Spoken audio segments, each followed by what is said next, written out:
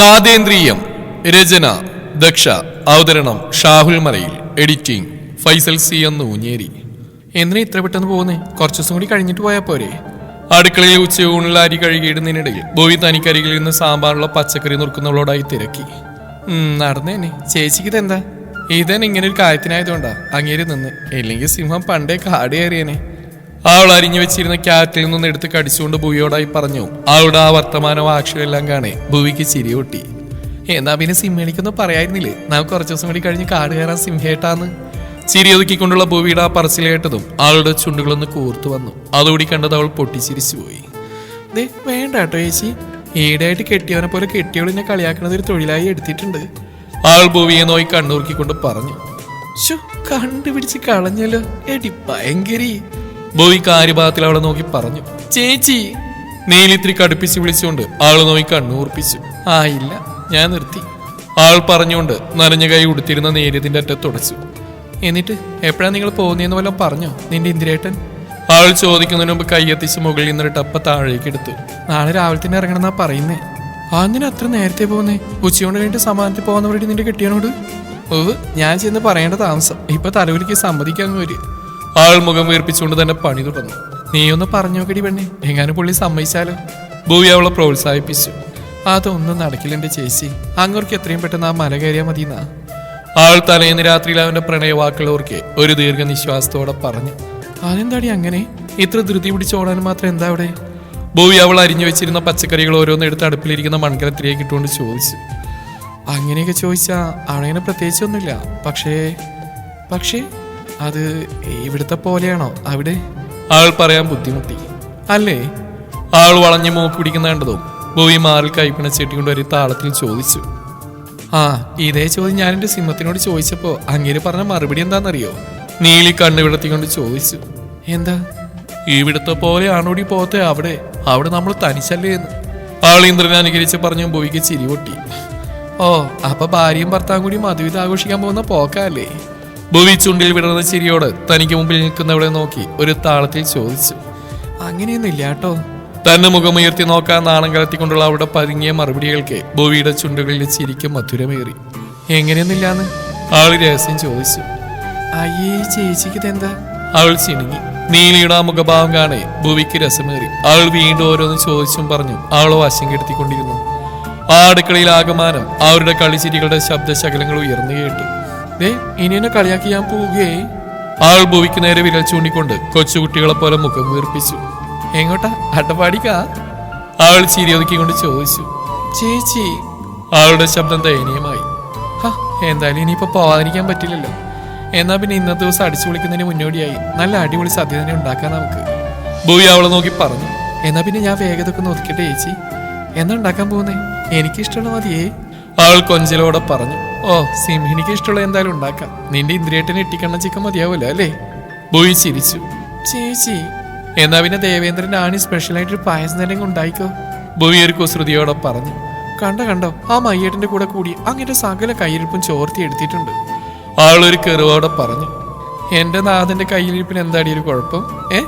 ആൾ നീലിയെ നോയി കണ്ണുരുട്ടി. ഒരു കുഴപ്പമില്ല, ചേച്ചിയുടെ നാഥന്റെ നാക്കിനാ കുഴപ്പം മുഴുവൻ. ആൾ ഭൂവിയെ നോയി കണ്ണുരുട്ടിക്കൊണ്ട് തിരികെ പറഞ്ഞു. ആണോ നാഥ? ഇവൾ പറയുന്ന പോലെ ഇയാളുടെ നാക്കിനാണോ കുഴപ്പം? ഭൂവി അടുക്കള വാതിൽക്കലേക്ക് നോയി ചോദിച്ചു. ഒരു നിമിഷം നീലി കണ്ണുമിഴിച്ച് നിന്നുപോയി. ആളുടെ ആ കണ്ണും തള്ളിയുള്ള നൃത്തം കാണെ ഭൂവി പൊട്ടിച്ചിരിച്ചു.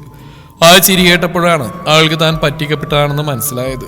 നീ പേടിപ്പിച്ചിട്ട് നിന്ന് ചിരിക്കുന്നോ? നീലി മുഖം വീർപ്പിച്ചുകൊണ്ട് അവിടെ ഇരുന്നൊരു തക്കാളി എടുത്ത് അവൾക്ക് നേരെ ഒറ്റ ഏറിവെച്ചു കൊടുത്തു. ചിരിക്കല്ലേ? അവളുടെ ആ നിർത്താതെയുള്ള ചിരി കാണെ നീലി ചിലുങ്ങി. ഇല്ല, വാ നമുക്ക് കൂട്ടാൻ വയ്ക്കാം. അവൾ ചിരി ഒതുക്കാൻ പാടുവിട്ടുകൊണ്ട് പറഞ്ഞു. എന്നാ വേഗം ഈ പച്ചക്കറി കരിഞ്ഞ് എന്നിട്ട് നമുക്ക് പായസത്തിനുള്ള ഒരുക്കങ്ങൾ തുടങ്ങാം. ആദ്യം പായസം, എന്നിട്ടാവും ബാക്കിയൊക്കെ. നീലി ഭൂവിയോടായി പറഞ്ഞു. സമയം ഇപ്പൊ തന്നെ ഒരുപാട് വൈകി. ഇന്നെല്ലാവരും ഇവിടെ തന്നെ ഉള്ളതുകൊണ്ടേ കൃത്യസമയത്ത് ഊൺമേശക്കരിയിൽ പ്രത്യക്ഷപ്പെടാൻ സാധ്യതയുണ്ട്. ഭൂവി പറഞ്ഞുകൊണ്ട് അരിഞ്ഞു വെച്ച പച്ചക്കറിയിരുന്ന പാത്രം അപ്പുറത്തേക്ക് മാറ്റിവെച്ചു. പറഞ്ഞ നേരാ. നീലി അതിനെ അനുകൂലിച്ച് പറഞ്ഞുകൊണ്ട് തന്റെ പണിയിലേക്ക് തിരിഞ്ഞു. കണ്ണമാമന്റെ പൊന്നേ. രുദ്രൻ ഉമ്മറപ്പടിയിൽ ഇരുന്നുകൊണ്ട് തന്റെ കയ്യിൽ നിന്ന് കുണുങ്ങിച്ചിരിക്കുന്ന കുഞ്ഞിപ്പണിനെ കൊഞ്ചിച്ച് വിളിച്ചു. നേടാ തേനും പാലും ഒലിക്കുന്നു. അവന്റെ ആ കൊഞ്ചിക്കൽ കേട്ട് അവിടെയുള്ള മാവിന്റെ ചോട്ടിൽ ഊഞ്ഞാലിരുന്ന് ആടിക്കൊണ്ടിരുന്ന മേഘൻ വിളിച്ചു പറഞ്ഞു. തുടങ്ങി കാലൻ. അവൻ മേഘനെ നോക്കിയൊന്ന് പല്ലിയടിച്ചു. ദേ വെറുതെ നിന്നെ ആ പല്ലി തേക്കാത്ത വായും കൊണ്ട് കൊച്ചിനെ മുത്തി ഉറപ്പിക്കാതെ അതിനെ ഇങ്ങ് കൊണ്ടോട കിണ്ണമാമ. അവനെ ആ പല്ലിയടിക്കൽ കണ്ടതും മേഘനൊന്ന് ചുണ്ടുകൂട്ടി പറഞ്ഞു. ഇങ്ങനെ കൊണ്ട് ഒരു കാലത്ത് എനിക്ക് സ്വസ്ഥതയില്ലല്ലോ എന്റെ മഹാദേവ. അവൻ മുറുമുറുത്തുകൊണ്ട് വീണ്ടും കുഞ്ഞിന്റെ നേർക്ക് തിരിഞ്ഞു. മാമന്റെ കുഞ്ഞിക്കുറുമ്പി എന്തെങ്ങനെ നോക്കണേ? അവൻ വീണ്ടും കുഞ്ഞിനോടൊരു കുസൃതി ചിരിയോടെ ചോദിച്ചു. കാട്ടിലേക്ക് ഇറങ്ങാൻ നാട്ടിലിറങ്ങി കണ്ട് നോക്കുന്ന അവിടെ ഇസ്തിരിപ്പെട്ടി. വീണ്ടും മേഘന്റെ ശബ്ദം കേട്ട് അതുവരെ ചിരിയോടെ ഇരുന്നവൻ കണ്ണുകളൊന്ന് ഇറുക്കി അടച്ചുകൊണ്ട് തന്റെ ദേഷ്യം നിയന്ത്രിച്ചു. നിന്റെ ആ കൊട്ടത്തല ഉരുട്ടി ഉരുട്ടി അവസാനതെങ്ങാനും കരഞ്ഞ പൊന്നുമോനെ രുദ്ര, നിന്റെ ആ ചകിരിത്തല ഞാൻ ഒറ്റത്തട്ടിന് കണ്ടം വഴി തെറിപ്പിക്കും. മര്യാദക്ക് എന്റെ മടിയിലിരുന്ന് കുറുകിക്കൊണ്ടിരുന്ന കൊച്ച അതിന് സ്വൈര്യം കൊടുക്കാതെ എടുത്തുകൊണ്ട് ഓടിയിരിക്കുന്നു. തേങ്ങാത്തലേൻ മത്തങ്ങാ മോറൻ. മേഘൻ അവന് നോക്കി പല്ലടിച്ചുകൊണ്ട് പറഞ്ഞു. നിനക്കിതെന്താടാ കോപ്പേ? അവൻ അതിനൊന്ന് എടുത്തതിനാണോ നീ കിടന്ന് ചാടുന്നേ? നിനക്ക് എടുക്കാൻ അത്ര മുട്ടിയിട്ട് നിൽക്കുകയാണെങ്കിൽ ദോ എന്നെ എടുക്ക്. ഇന്ദ്രൻ നോയിക്കൊണ്ടിരുന്ന വണ്ടിയുടെ ബോണറ്റ് അടച്ച് അവന് നേർക്ക് തിരിഞ്ഞുകൊണ്ട് പറഞ്ഞു. എന്തോ എങ്ങനെ? മേഘൻ ഊഞ്ഞാലാടിൽ നിർത്തിക്കൊണ്ട് ഇന്ദ്രൻ നോയി ചോദിച്ചു. എടാ ദേവേന്ദ്ര, ചന്ദനം കിട്ടാത്ത വിഷമത്തിൽ ആരും ചാണകം ചുവന്ന് നടക്കാറില്ലല്ലോ. മേഘന്റെ പുച്ഛത്തോടെയുള്ള വാക്കുകൾ കേൾക്കെ ഇന്ദ്രൻ അവനെ ഒന്ന് ചെറിഞ്ഞു നോക്കി. നിങ്ങളല്ലാതെ ആ ചാണകൊണ്ടിക്ക് തലവെച്ചു കൊടുക്കും ഇന്ദ്രേട്ടാ. അതിനോടൊന്നും മുട്ടിക്കാൻ പറ്റില്ല. അവസാനം നമ്മൾ സ്വയം നാറുന്ന മെച്ചം. അത് നിന്റെ തന്തയാണെന്നല്ലേ നീക്കറിയാം. അല്ലെങ്കിൽ ഇങ്ങനെ ഒരു അവതാരത്തെ പടച്ചു വിട്ടേന് അങ്ങേരിത് കേൾക്കണം. അവൻ ആരോട് നില പറഞ്ഞുകൊണ്ട് കുഞ്ഞുമായി എഴുന്നേറ്റു. എന്റെ പൊന്നു വാരാ, നമുക്ക് കുറുക്ക് കുച്ചാലോ? അവൻ കുഞ്ഞിനെയും കൊഞ്ചിച്ചുകൊണ്ട് തിരികെ വീടിനകത്തേക്ക് നടന്നു. ഇവനെ ഇന്ന് ഞാൻ. മേഘന അവിടുന്ന് എഴുന്നേറ്റ് മുണ്ടും മടക്കി കുത്ത് രുദ്രന് നേർക്ക് നീങ്ങിയതും ഇന്ദ്രൻ അവന്റെ മുന്നിലേക്ക് കയറി നിന്നു. മാറിക്കടാ കോപ്പേ. അവൻ ഇന്ദ്രൻ നേർക്ക് ചാടി. ഹ നില്ലട മഹിഷാസുര, ഞാനൊന്ന് പറയട്ടെ. ഇന്ദ്രൻ പറഞ്ഞുകൊണ്ട് അവൻ നോക്കിയൊന്ന് ചിരിച്ചു. എന്താടാ? അവൻ പല്ലടിച്ചുകൊണ്ട് ചോദിച്ചു. തമ്പുരാൻ ഇത്രക്കങ്ങ് രോഷം വരാൻ അവനില്ലാത്തൊന്നും പറഞ്ഞില്ലല്ലോ. നീ അവനിട്ടൊന്ന് എറിഞ്ഞു, അവനത് നാലാക്കി മടക്കി നിനക്കിട്ട് തിരിച്ചെറിഞ്ഞു. അങ്ങോട്ടൊരു കുത്ത് വെച്ചാ ഇങ്ങോട്ട് 4 കുത്ത്. അതാണല്ലോ അതിന്റെ ഒരു ഇത്. ഇന്ദ്ര അവനെ നോക്കി പറഞ്ഞുകൊണ്ട് നാവിനാൽ കവിളൊഴിഞ്ഞു. മേഘന അവനെ ചെറഞ്ഞു നോക്കി. പിന്നെ കുത്തിന്റെ കാര്യത്തിൽ അവനൊരു ദാക്ഷിണവും കാട്ടാത്തയില് അവന് നാം കുറ്റം പറയാനൊക്കില്ല. കാരണം പറഞ്ഞു വരുമ്പോ അവൻ നിന്റെ ചോര തന്നെയല്ലേ. നീ കേട്ടിട്ടില്ലേ, മുല്ലപ്പൂമ്പൊടി ഏറ്റുകിടക്കും കല്ലിനുമുണ്ടാം സൗരഭ്യം. ആ പിന്നെ ഇവിടെ ആകെയുള്ളൊരു വ്യത്യാസം എന്താന്ന് വെച്ചാ മുല്ലപ്പൂവിന് പകരം ഇവിടെയുള്ള ശവനാറിയാണെന്ന് മാത്രം. അവന് താളത്തിൽ പറഞ്ഞുകൊണ്ട് മേഘന നോക്കിയൊന്ന് ചുണ്ടുകൊട്ടി. മോനെ ദേവേന്ദ്ര, മോൻ അധികം അഹങ്കരിക്കല്ലേ. മോൻ അധികം അഹങ്കരിക്കണ്ട. ഇല്ലെങ്കിൽ നാളെ എല്ലാം കെട്ടിപ്പെറുക്കി പോകുമ്പോ ഇന്ദ്രേട്ടനെ ആണിമോളെ അങ്ങനെ ഇപ്പൊ തനിച്ചുകൊണ്ടാന്ന് ഞാനങ്ങ് തീരുമാനിക്കും. അതൊരു പക്ഷെ എന്റെ ദേവേന്ദ്രന് ക്ഷീണായിന്ന് വരും. ഇല്ലെങ്കിൽ ഞാൻ ആക്കും. അതുകൊണ്ട് എന്റെ ഇന്ദ്രേട്ടൻ ശവനാറിയുടെ സൗരഭ്യം നോക്കി പോവാതെ ആ കിടക്കുന്ന നിന്റെ പേടകത്തിന്റെ കാര്യത്തിൽ ഒരു തീരുമാനാക്ക്. ഇല്ലാച്ചാ നീ ഇവിടെ ചേനത്തണ്ട് കണക്ക് ഇങ്ങനെ നിന്ന് പോവത്തേ ഉള്ളൂ. പിന്നെ അത് നിനക്കൊരു പുത്തിരി അല്ലാത്തോണ്ട് കുഴപ്പമില്ല. അല്ലെങ്കിൽ നിനക്ക് ഇങ്ങനെ കന്യകനായിട്ട് കാലം കഴിക്കാനാണ് ആ ദേവേന്ദ്ര വിധി. മേഘൻ ഒരു ദീർഘനിശ്വാസത്തോടെ പറഞ്ഞുകൊണ്ട് അകത്തേക്ക് പോയി. 7 മീറ്റർ നാക്കും വെച്ച് ഇറങ്ങിയിരിക്കുക കാലൻ, ബാക്കിയുള്ളവരുടെ കഴുത്തെറുക്കാൻ തെണ്ടി. അവനൊന്ന് പല്ലടിച്ച് പറഞ്ഞുകൊണ്ട് അഴിഞ്ഞിറങ്ങിയ കാവിമുണ്ടൊന്ന് മടക്കി കുത്തി അവന് പുറകെ അകത്തേക്ക് കയറി. എന്തിനാ ചേച്ചി ഇതൊക്കെ? അവർക്ക് പോകുമ്പോൾ കൊണ്ടുപോകാൻ വേണ്ടി ടേബിളിലേക്ക് എടുത്തു വെക്കുന്ന അച്ചാർ കുപ്പികൾക്കാണ് നീല അവളോട് ചോദിച്ചു. അച്ചാറ് സാധാരണ എന്തിനാ ഉപയോഗിക്കാറ്? അതിന് തന്നെ. അവളൽപ്പം കളിയായി തന്നെ നീലിക്കുള്ള മറുപടി നൽകി. ഇതിൻ്റെയൊക്കെ ആവശ്യം എന്താണെന്ന് എൻ്റെ ചോദ്യം. ഞങ്ങൾ കാലം വരെ അവിടെ തങ്ങാനൊന്നും പോകുന്നില്ല. ഇന്ദ്രേട്ട എല്ലാത്തിനോടൊന്നും പൊരുത്തപ്പെട്ട് കഴിഞ്ഞാൽ പിന്നെ ഞങ്ങൾ തിരികെ വരും. ആളൊരു കസേര വലിച്ചിട്ടിരുന്നുകൊണ്ട് ബോവിക്കുള്ള മറുപടി നൽകി. ആയിക്കോട്ടെ, എന്തായാലും നിങ്ങളൊരു വഴിക്ക് പോവല്ലേ. അപ്പോൾ ഇതൊക്കെ കയ്യിൽ കരുതുന്ന വെച്ച് എന്താ കുഴപ്പം? അതോ ഇനി നിന്റെ ഇന്ദ്രേട്ടൻ നിന്റെ കൈ കൊണ്ട് ഉണ്ടാക്കുന്ന മാത്രമേ ഇറങ്ങുന്നുണ്ടോ? ആളൊന്ന് കുത്തി ചോദിച്ചു. എന്റെ ദേവി, ഇനി വീണ്ടും വണ്ടി അങ്ങോട്ടേക്ക് തന്നെ തിരിക്കണ്ട, ഞാൻ കൊണ്ടുപോയിക്കോളാം, പോരെ? ആൾ വീണ്ടും തന്നെ 1-2 പറഞ്ഞ് കളിയാക്കാനുള്ള തയ്യാറെടുപ്പിലാണെന്ന് മനസ്സിലായിക്കൊണ്ട് നീലി വേഗം പറഞ്ഞു. മതി. ആളൊരു ചിരിയോടെ പറഞ്ഞുകൊണ്ട് വിളക്ക് വെക്കാനുള്ള ഒരുക്കങ്ങൾ തുടങ്ങി. സ്വർണ്ണ വെളിച്ചം പരത്തുന്ന സന്ധ്യയെ മറിച്ചുകൊണ്ട് ചുറ്റും ഇരുട്ട് കണക്കാൻ തുടങ്ങിയിരുന്നു. പൂജാമുറിയിലെ ഒരു മൂലയിൽ പിച്ചളയുടെ മഞ്ഞ നിറത്തിൽ തിളങ്ങി നിരുന്ന നിലവിളക്ക് അവൾ ശ്രദ്ധയോടെ എടുത്തു. കഴിഞ്ഞ ദിവസം കഴുകി തുടച്ച് വൃത്തിയാക്കി വെച്ചിരുന്നതിനാൽ അതിൽ പൊടിയൊട്ടും ഉണ്ടായിരുന്നില്ല. ഭൂവി വിളക്ക് പൂജാമുറിയോട് ചേർന്നുള്ള ചെറിയ തട്ടിലേക്ക് എടുത്തു വെക്കുന്നതിനൊപ്പം അവളുടെ ചുണ്ടുകൾ ചെറുതായി നാമജപത്തിന് തുടക്കം കുറിച്ചിരുന്നു. കയ്യിലുണ്ടായിരുന്ന ചെറിയ ഭരണിയിൽ നിന്ന് എണ്ണയൊഴിച്ച് തിരികൾ ശരിയായ രീതിയിൽ വെച്ച ശേഷം അവൾ അടുക്കളയിലേക്ക് നടന്നു. തീപ്പെട്ടിയെടുത്ത് തിരികെ വന്നപ്പോൾ അവളുടെ മുഖത്ത് പ്രാർത്ഥനയുടെ ശാന്തത നിഴലിച്ച് നിന്നു. ദീപം കൊളുത്തതിന് മുമ്പ് അവളൊന്ന് കണ്ണടച്ച് നിന്നു. ആദ്യം കിഴക്കോട്ടുള്ള തിരിയിൽ തീപ്പെട്ടി കൊള്ളി വെച്ചപ്പോൾ നേർത്തൊരു ശബ്ദത്തോടെ വിളക്കിലെ ആദ്യ നാളം ഉണർന്നു. പിന്നാലെ പടിഞ്ഞാറോട്ടുള്ള തിരിയും കത്തിച്ചു. പിച്ചളയുടെ വിളക്കിൽ പ്രതിഫലിച്ച് നിന്ന ഇരട്ട നാളങ്ങൾ ആ മുറിയാകെ ഒരു സ്വർണ്ണപ്രഭ പടർത്തി തുടങ്ങിയതും ആൾ പയ്യാതും കയ്യിലേന്തി ഉമ്മറത്തേക്ക് നടന്നു. നിഷ്കളങ്കമായ മനസ്സോടെ കത്തിച്ചു വെച്ച ദീപത്തെ നോക്കി അവൾ പതിഞ്ഞ സ്വരത്തിൽ ചൊല്ലി, ശുഭം കരോതി കല്യാണം ആരോഗ്യം ധന സമ്പാദം ശത്രുബുദ്ധി വിനാശായ ദീപജ്യോതിര നമോസ്തുതേ. ഉമ്മറക്കോലായിൽ ഒന്ന് രണ്ടും പറഞ്ഞുകൊണ്ടിരുന്ന പുരുഷകേസരികൾ മൂന്നും ഒരു നിമിഷം കത്തിച്ചു വെച്ച നിലവിളക്കുമായി ഉമ്മറക്കോലായിലാക്കി വരുന്നവളെക്കാണെ നിശബ്ദതയുടെ കൂട്ടുപിടിച്ച് ഒരു നിമിഷം എഴുന്നേറ്റ് നിന്നു. ആ അന്തരീക്ഷത്തെ കൂടുതൽ ഭക്തിസാന്ദ്രമാക്കാൻ എന്നപോൽ നിറയെ എണ്ണയിട്ട് കത്തിച്ച നിലവിളക്കിന്റെയും ചന്ദനത്തിരിയുടെയും നേർത്ത ഗന്ധം ആ നാമജപത്തിന്റെ ഈണത്തിനൊപ്പം അന്തരീക്ഷമാകെ നിറഞ്ഞു നിന്നു. നാളെ തുടങ്ങാൻ പോകുന്ന യാത്രയുടെ വേവലാതികളെല്ലാം ആ ശാന്തമായ വെളിച്ചം അകറ്റിക്കളഞ്ഞതുപോലെ. അല്പനേരം ആ വിളക്കിലേക്കും അവരുടെ നാമജപത്തിലേക്കും നോക്കിയ ശേഷം മേഘൻ പയ്യ അവിടുന്ന് വലിഞ്ഞതും അവന് പുറകെയായി ബാക്കി രണ്ടുപേരും പുറത്തേക്ക് വലിഞ്ഞിരുന്നു. അപ്പോഴും അതിലൊന്നും ശ്രദ്ധ കൊടുക്കാതെ അവരിരുവരും തങ്ങളുടെ നാമജപം തുടർന്നു പോന്നു. അവരുടെ ആ നടത്തം എത്തി നിന്ന് കുളപ്പുരയ്ക്ക് മുന്നിലാണ്. അടഞ്ഞുകിടന്ന കുളവാതിൽ തള്ളി തുറന്ന് അവർ മൂവരകത്തേക്ക് കിടക്കുന്നതിനൊപ്പം മേഘൻ കയ്യെത്തിച്ച് അവിടെയുള്ള ലൈറ്റ് ഇട്ടിരുന്നു. ആദ്യം ഒന്ന് കത്താൻ മടിച്ചെങ്കിലും അധികം വൈകാതെ തന്നെ മഞ്ഞവെട്ടം അവിടെ ആകെ ഒഴുകിപ്പരന്നു. അവിടെ ഇല്ലാത്ത എന്തോ ഒരു പ്രത്യേകത ഇവിടെ ഈ തറവാട്ടിലുള്ള പോലെ അല്ലേ ഏട്ടാ? രുദ്രൻ അവിടെയുള്ള പടിക്കെട്ടിലൊന്നിരുന്നുകൊണ്ട് പറഞ്ഞു. മേഘൻ അതിനൊന്ന് മൂളി. ഒരിക്കലും അനുഭവിച്ചിട്ടില്ലാത്തൊരു ശാന്തത, സന്തോഷം, അതെല്ലാം ഇവിടെ ഇങ്ങനെ നിറഞ്ഞു നിൽക്കുന്ന പോലെ. ഇന്ദ്രൻ പറഞ്ഞുകൊണ്ട് രണ്ടു കൈയും തലക്ക് പിന്നിലേക്ക് വെച്ച് പടിക്കെട്ടിലേക്ക് നീണ്ടു നിവർന്നങ്ങനെ കിടന്നു. അവന്റെ കണ്ണുകൾ അപ്പോൾ നാൽപ്പാട്ട് തറവാടിന്റെ പഴയ മരംവാതികളിലൂടെ പടർന്നു പോകുന്ന സന്ധ്യയുടെ സ്വർണ്ണ നിറം പിന്തുടർന്നു. ഒരിക്കൽ ആ തറവാടിന്റെ മുറികളിൽ മുഴങ്ങിയിരുന്ന ചിരികളുടെയും വിളികളുടെയും മൃദു പ്രതിധ്വനികൾ പോലെ എന്തോ ശബ്ദമില്ലാത്ത ഓർമ്മകൾ അവനെ ഒരു നിമിഷം ചുറ്റിവരിഞ്ഞു. വർഷങ്ങൾ ഒരുപാട് പിന്നിട്ടിട്ടും ഈ വീടിന്റെ ശാന്തതക്ക് മാറ്റം സംഭവിച്ചിട്ടില്ലെങ്കിൽ അതിന് കാരണവും ഒരിക്കലും ഇവിടെ നിറഞ്ഞിരുന്ന സന്തോഷം തന്നെയായിരിക്കാം. മേഘൻ ശാന്തമായി പറഞ്ഞുകൊണ്ട് ആ കുളത്തിലേക്ക് തന്റെ കാലിറക്കി വെച്ചു. അപ്പൊ നമ്മുടെ വീടോ? അത് ഏട്ടൻ പറഞ്ഞ പോലെ ഒരു കാലത്ത് സന്തോഷങ്ങളിൽ മുങ്ങിയുന്ന ഇടലായിരുന്നു. പിന്നെ എന്തുകൊണ്ടാ അവിടെ ഈ ശാന്തതയില്ലാത്ത? രുദ്ര അവനോട് കാര്യമായി ചോദിച്ചു. കാലത്തിനൊപ്പം സഞ്ചരിച്ച് ഇത്രയിടെ എത്തി നിൽക്കുമ്പോഴും ഈ വീടിനൊരു ആത്മാവുണ്ട് രുദ്ര. നമുക്ക് നഷ്ടപ്പെട്ടു പോയതും അതാണ്.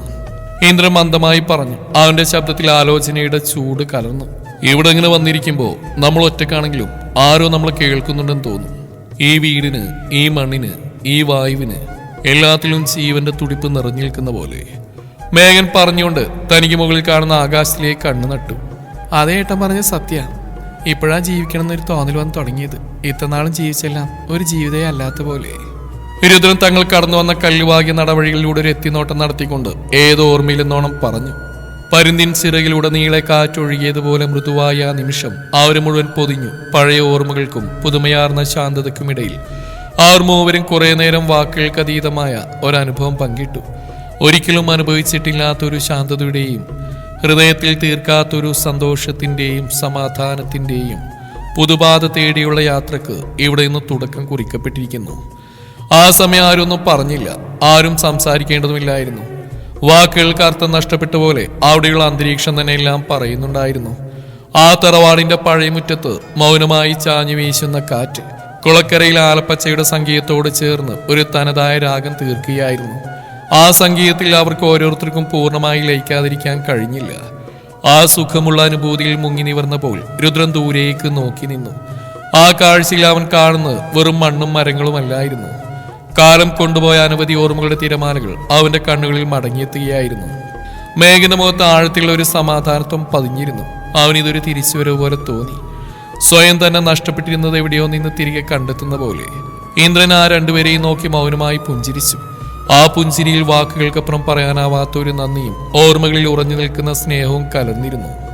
സമയം മുന്നോട്ട് ഇഴഞ്ഞു നീങ്ങും തോറും അവരുടെ ഇടയിൽ നിറഞ്ഞ നിശബ്ദതയ്ക്ക് കനമേറി വന്നു.